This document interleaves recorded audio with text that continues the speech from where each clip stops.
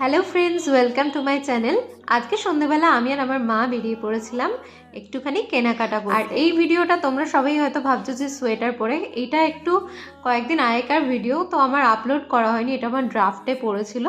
তো এখন আমি সেই ভিডিওটা আপলোড করছি। আর এখানে দেখো মা এটার দাম দেখে অবাক হয়ে গেছে। আর এখানে এই ছোট্ট ছোট্ট কাচের জারগুলো, এগুলো দেখো, এগুলো বাই ওয়ান গেট ওয়ান ছিল, ভীষণ কিউট লাগছিল।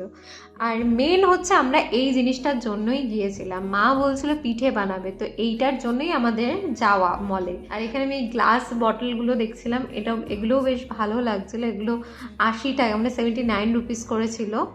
আর তারপরে আমরা এই টুল দুটো নিয়েছিলাম, একটা আমার মার আর একটা আমার দিদার জন্য। আমি এখানে দেখে মাকে এই পুতুলটা দেখে বললাম কিনে দেওয়ার জন্য, আমার মা পুরো মুখের উপর না বলে দিল। এরপর আমরা তাজমহলে গিয়েছিলাম, সেখানে আমার একটা জিনিস কেনার ছিল, তারপর আমরা বাড়ি চলে এলাম।